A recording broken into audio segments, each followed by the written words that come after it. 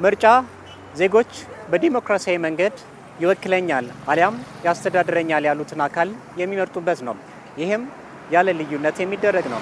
ለዚህም ነው ኢትዮጵያ 7ኛውን ሀገር አቀፍ ምርጫ ለማከናወን ዝግጅት እያደረገች ያለችው። የኢትዮጵያ ብሔራዊ ምርጫ ቦርድም ግንቦት 24 ቀን 2018 ዓ.ም 7ኛውን ሀገራዊ ምርጫ ለማድረግ በጊዜ ሰሌዳው ይፋ ያደረገበት ቀን ነው። እንደሚታወቀው አንዱ የዲሞክራሲ መገለጫ ነው።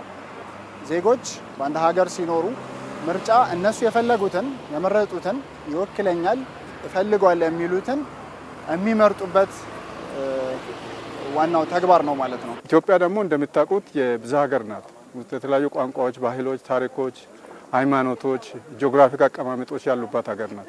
ባለቤትነት ስሜቱ የጎላ ሰው ባለቤትነት ስሜቱ የመጣል ሰው በልማት ውስጥ በዲሞክራሲ ውስጥ በማንኛውም ሀገር ጉዳይ ውስጥ የመሳተፍ እድሉ በፍላጎት ሰፊ ነው። ምርጫ የዲሞክራሲ መገለጫ ስለሆነ ሲሪየስሊ ይሄ በየአመቱ አንድ የመጣው ምርጫ በሰላም መንግስት ባቀደው መሰረት መንግስት እንግዲህ ከሌሎች አጋር ወይ ደግሞ ከመከታቸው አጋር ጋር አብሮ ሆኖ ሲሪየስሊ ይሄም ተግባራዊ እንደምናደርገው ተስፋ አደርጋለሁ።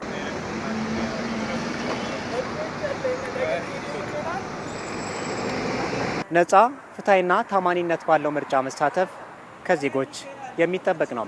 ነፃ ፍትሃዊና ታማኒነት ያለው ምርጫ ማካሄድ ደግሞ የመንግስት ቅቡልነትን የሚያሳድግና በዜጎች መካከል በሀገራዊ ጉዳዮች መግባባት እንዲኖር የሚያስችል ነው።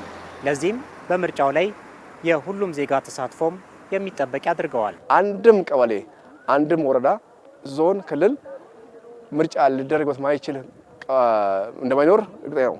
ማንንም እዛ ያለው አመራር ሰላምን አስከብሮ ሰላማዊ ፍትሃዊና ዲሞክራሲያዊ ሁሉን ያማከለ ምርጫ እንዲካሄድ ለሁሉም አሳን ሰጥቷል። ይሄ ሲባል ካሉት ከተቃዋሚ ወይ ደግሞ ከተፎካካሪ ፓርቲዎችም እና ካሉት ከመንግስት ጋር በተወረድ ያሉት መንግስታት አብሮ ሆነው ይሄንን ሊያሳርጡት ይሄንን ሊተገብሩት የሚገባ ነው።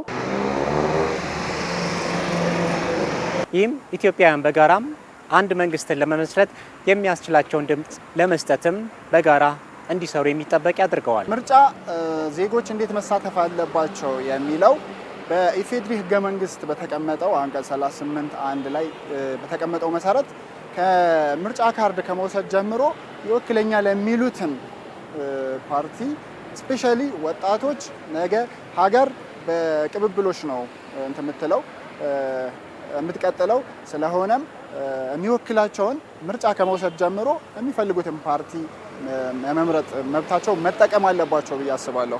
አንዳንድ ቦታ ዝም ብሎ የሚታዩ ሀገራችን የሚጎዳ ሀገራችን ወደ ኋላ ሊመልሱ የሚችሉ የሚያደርጉት ጥረት ያቆሞ ወደ ለውጥ ጎዳና እንድንሄድ በተለይ ደግሞ የራሳችንን አስተዋጽኦ አድርገን የሀገራችንን ምሰሶ ማቆም መቻል በቃ ሀገራችን መቆም መቻል አለባት። የኢትዮጵያ ብሔራዊ ምርጫ ቦርድ የመራጮች የምዝገባን ጊዜን ከየካቲት 7 እስከ መጋቢት 7 2018 እንደሚያካሄድ ያወጣው የጊዜ ሰሌዳ ያሳያል። ይህም በኢትዮጵያ የሚገኙ ሁሉም ዜጎች በምርጫው እኩል ተሳትፎ ለማድረግ አስቻይ ሁኔታዎችን እንዲፈጥር ይታመናል።